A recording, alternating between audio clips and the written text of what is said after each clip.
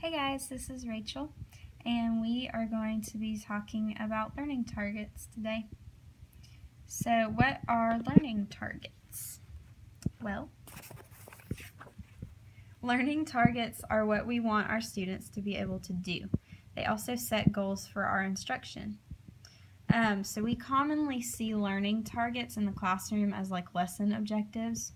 It's really important to share the targets or objectives with your students, and don't just write them on the board. You're supposed to kind of get creative with them.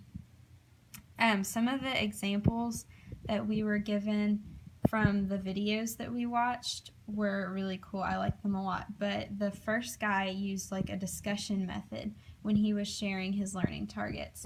And he really got like the whole class involved, kind of did like a turn and talk thing to get the whole class discussing the language of the target and what they thought it meant, and kind of brainstorm some ideas to kind of lead them into their lesson. So I thought that was really cool. And the second video that I watched had the SWABOT method, which was really cool. In that video, that teacher used the SWABOT like chant thing that she had, and that stood for students will be able to. And each day she had a new like goal for her lesson. Students would be able to do whatever they were going to do, and the students would repeat that with her. So I liked that a lot. That was a good idea. There are 5 types of learning targets. The first one is knowledge targets.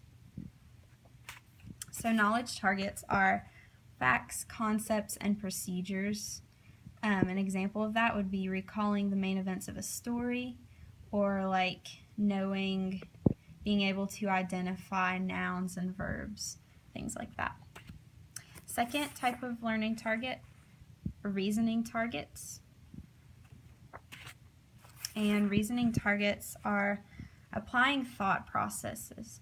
So an example of that would be comparing and contrasting like similar stories that students have read.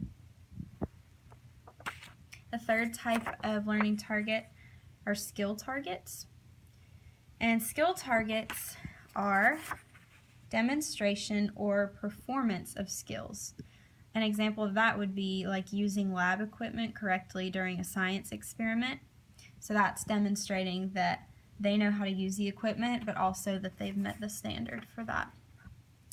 The fourth type of learning targets are product targets. And that would be like creating or producing a product of some kind, like a portfolio, which is one that we are all very familiar with. But a portfolio is a good way to kind of assess all of the skills and knowledge that students have at the end of the unit.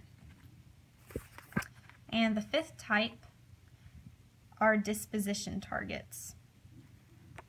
Disposition targets are attitudes and feelings that the student has.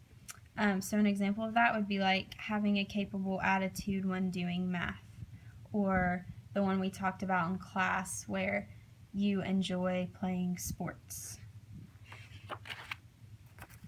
So when dealing with learning targets, you never want to just read the objective, because as we all know, it's really important that if you want students to learn something and absorb something, you can't just read it to them. You have to kind of give it to them multiple different ways for your different types of learners. Another thing you never want to do is just write the objective, because most of the time when we write it on the board, students either don't care to read it or don't understand it most of the time. So we really want to make it something that becomes important to them, not just important to us or just something that we are obligated to do. So you always want to discuss the targets with your students.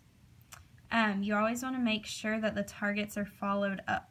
So what I mean by that is that you want to make sure that throughout the lesson you are still working towards that goal, whatever your learning target is, and you want to make sure that students see that, so that they know that hey, that learning target that we talked about at the beginning of class is what we're doing and it's really important, and that's where we're going to end up. So that is really important for your students to know.